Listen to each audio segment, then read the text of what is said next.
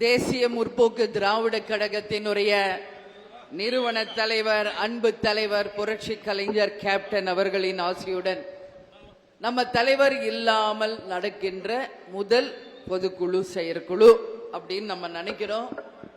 ஆனா உங்க எல்லாருக்கும் நான் ஒரு விஷயம் மட்டும் நான் சொல்ல கடமைப்பட்டிருக்கேன். நம்ம கேப்டன் எங்கேயும் போல இங்கேயே நம்முடனேயே இருந்து இந்த செயற்குழு பொதுக்குழுவிலும் கலந்து கொண்டு நம்ம அவருடைய ஆசீர்வாதங்களை இங்க கொடுத்துக்கிட்டு தான் இருக்க. அதுல எந்த மாற்று கருத்தும் இல்லை என்றதை நான் உறுதியாக நம்புகிறேன்.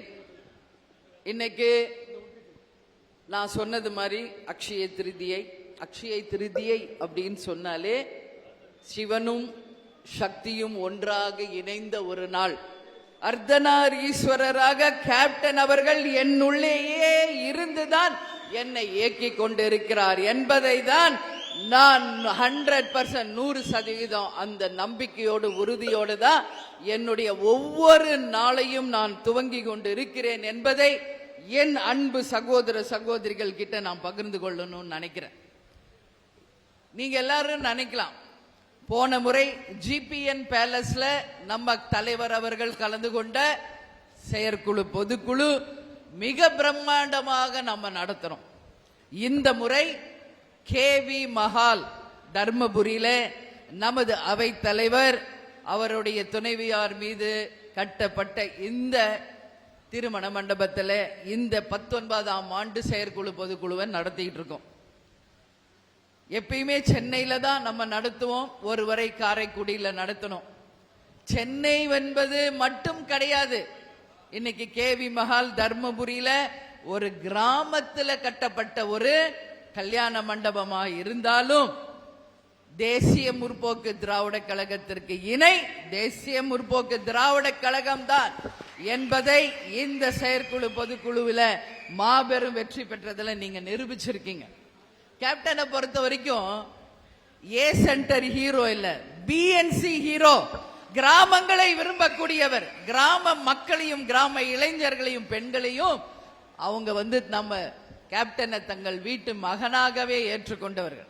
அதனால இந்த முறை ஒரு கிராமத்தில் நான் பொதுச் செயலாளராக ஆன பிறகு கிராம மக்களை நானும் விரும்பக்கூடியவள், நானும் ஒரு கிராமத்தில் இருந்து வந்து விவசாய குடும்பத்தில் இருந்து வந்துதான் இன்னைக்கு தலைவர் மனைவியாகி இன்றைக்கு உங்கள் ஆதரவோடு பொதுச் செயலாளராக இருக்க.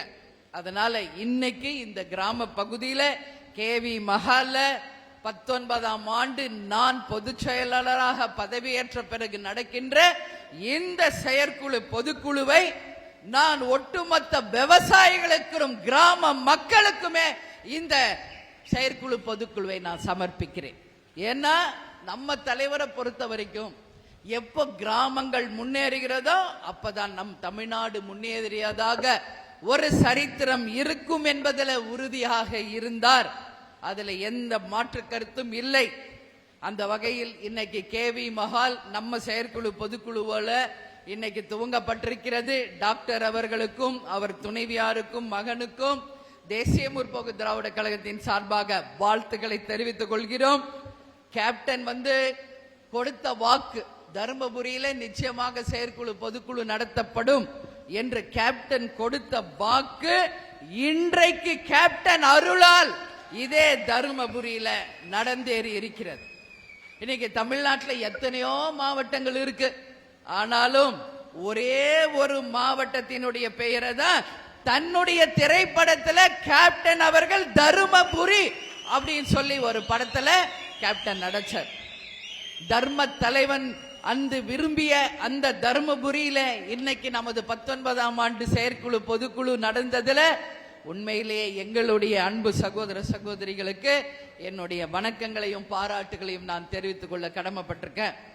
இப்போ உங்க எல்லாருக்குமே நம்ம சொன்னது மாதிரி இன்னைக்கு செயற்குழு பொதுக்குழு இன்றைக்கு மிக முக்கியமான நீங்க எல்லாரும் எதிர்பார்த்த அத்தனையும் நான் அறிவித்திருக்கிறேன். எல்லாருக்கும் சந்தோஷமா?